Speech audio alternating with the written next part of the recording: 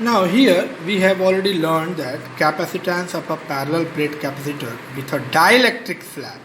अगर dielectric slab की जगह पे कंडक्टिंग स्लैब हो, मतलब ये पूरा कोई कंडक्टिंग रॉड को हम डाल दें जो कि कंडक्ट करेगा इलेक्ट्रिसिटी को, वो डाइलेक्ट्रिक स्लैब क्या होता है, एक इंसुलेटिंग स्लैब होता है। लेकिन अब हम डाइलेक्ट्रिक स्लैब की जगह पे कंडक्टिंग स्लैब डालते हैं तो क्या इफेक्ट पड़ेगा। Okay, now capacitance of a parallel plate capacitor with a conducting slab है, मीन्स सपोज ये एक कैपेसिटर है, positive Q charge negative Q charge, इसकी प्लेट की एरिया ए है, डिस्टेंस डी है, तो इसकी कैपेसिटेंस कितनी होगी, initially C naught equals to epsilon naught A by D, और इसमें इलेक्ट्रिक फील्ड कितना हो जाएगा, सिग्मा अपॉन एप्सिलॉन नॉट, ठीक है।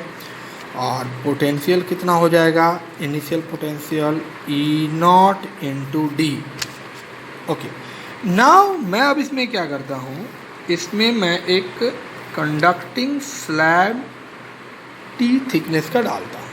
तो कंडक्टिंग स्लैब डालेंगे तो ठीक है, ये कंडक्टिंग स्लैब डालने पे यहाँ पे नेगेटिव चार्ज आएगा, इंड्यूस्ड होगा, और इस फेस पे पॉजिटिव चार्ज इंड्यूस होगा, लेकिन जितना ये पॉजिटिव है उतना ही होगा, तो इसके अंदर इलेक्ट्रिक फील्ड की वैल्यू ज़ीरो होगी, क्योंकि नेट इलेक्ट्रिक फील्ड सब पास हो जाएगा इससे। इलेक्ट्रिक फील्ड ई नॉट जो है, मतलब इसके अंदर नेट इलेक्ट्रिक फील्ड कोई चेंज नहीं हो रहा है।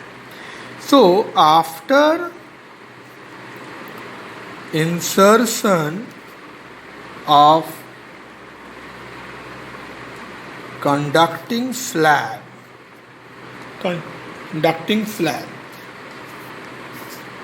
पोटेंशियल डिफरेंस V कितना हो जाएगा, ई नॉट बाहर में d माइनस टी, यही होगा। थिकनेस कम हो गया, बस thickness, because net electric field इसके अंदर तो ज़ीरो है, कोई इलेक्ट्रिक फील्ड क्रिएट नहीं होगा, ठीक है। सो क्योंकि ये देखो इसके अंदर पॉजिटिव है ना, ये पॉजिटिव, इसमें भी ई नॉट ही होगा और ऊपर भी ई नॉट है, तो नेट इलेक्ट्रिक फील्ड ज़ीरो हो गया। तो अब जो भी इलेक्ट्रिक फील्ड होगा इसके आउटसाइड होगा, इसीलिए मैंने डी माइनस टी लिया, अंदर तो कुछ होगा नहीं, ठीक है। अब डी माइनस टी लिया, सो ई नॉट क्या हो जाएगा, same E naught equals to Q by A epsilon naught लिख सकते हैं, सिग्मा को Q by A epsilon naught D minus T. Hence capacitance क्या हो जाएगा, Q by V means Q by Q A epsilon naught D minus T, Q cancel, so C equals to A epsilon naught D minus T, तो ये हो जाएगा। So अगर हम मतलब if T equals to zero, कोई thickness है, insert ही नहीं करते हैं, तो क्या हो जाएगा, C equals to A epsilon naught by D, जो कि हम पहले पढ़ चुके हैं, कुछ भी इंसर्ट नहीं करेंगे तो इतना हो जाएगा, ठीक है।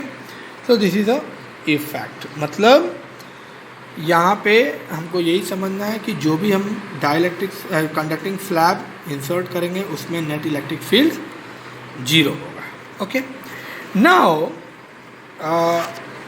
We are going to effect of dielectric on the various parameter मतलब चार्ज पे क्या इफेक्ट पड़ेगा, इलेक्ट्रिक फील्ड पे क्या इफेक्ट पड़ेगा, अगर हम डाइलेक्ट्रिक डालते हैं तो पोटेंशियल डिफरेंस पे क्या इफेक्ट पड़ेगा। Okay, now this is the last topic, effect of dielectric on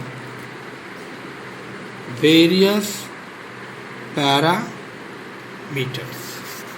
various parameters क्या है? पहला फर्स्ट पैरामीटर्स, पहले हम जान लेते हैं कि इनिशियली क्यू नॉट क्या होता है, सी नॉट वी नॉट, और ई नॉट क्या होता है, वी नॉट बाई डी। अगर ये थिकनेस, ये डिस्टेंस डी है, डिस्टेंस डी है, प्लेट एरिया ए है, charge plus Q1 minus Q है, तो ये होता है। और एनर्जी क्या होता है, half C naught V naught square. Now first charge पे अगर हम डाइलेक्ट्रिक इसमें डाल रहे हैं के डाइलेक्ट्रिक कांस्टेंट के का, तो चार्ज पे नो इफेक्ट, चार्ज पे कोई इफेक्ट नहीं पड़ेगा। Mean the charge on the capacitor plate remaining same because the battery has been disconnected before the insertion of the dielectric slab. Dielectric slab,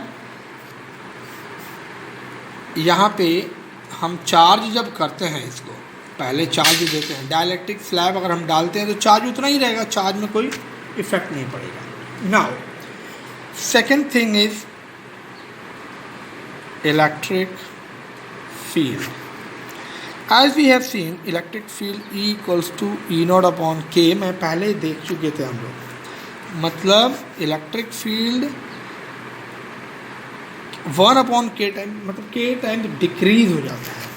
okay, हम लोगों ने पहले देखा था यहाँ पे electric field K E not by K पहले देखा था हम लोगों ने, ठीक है।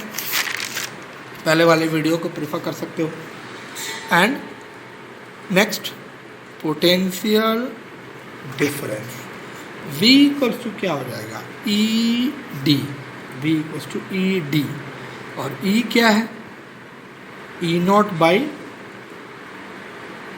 के इंटू डी, एंड ये क्या है, V नॉट है, उन्होंने लिखा V नॉट इक्वल्स टू क्या हो जाएगा, ई डी बाई के, मतलब V इक्वल्स टू वो भी K टाइम्स डिक्रीज हो जाएगा, K टाइम्स डिक्रीज हो जाएगा। और अब हम लोगों ने कैपेसिटेंस तो देख ही लिया है। कैपेसिटेंस क्या होता है, C equals to Q by V, तो Q बाई V क्या हो जाता है, V नॉट बाई K, तो K ऊपर जाएगा, तो C equals to K Q by V naught, और ये क्या है, C नॉट है, Q बाई V नॉट क्या है, यहाँ से C नॉट है, Q तो चेंज होगा नहीं, तो C equals to K times of C naught. Means conclusion यही है कि C जो है K टाइम्स बढ़ जाता है, E जो है K टाइम्स डिक्रीज हो जाता है, और पोटेंशियल जो है वो भी K टाइम्स डिक्रीज हो जाता है। तो बाकी कंक्लूजन यही है, कंक्लूजन कैपेसिटेंस K टाइम बढ़ जाता है, electric field K times decrease हो जाता है, पोटेंशियल K टाइम्स डिक्रीज हो जाता है। कब, जब हम डाई इलेक्ट्रिक इंसर्ट करते हैं तब। ओके, तो जब भी हम डाई इलेक्ट्रिक इंसर्ट करेंगे तो ये वेरिएशन होगा। Okay, now we will see the question based on that facts.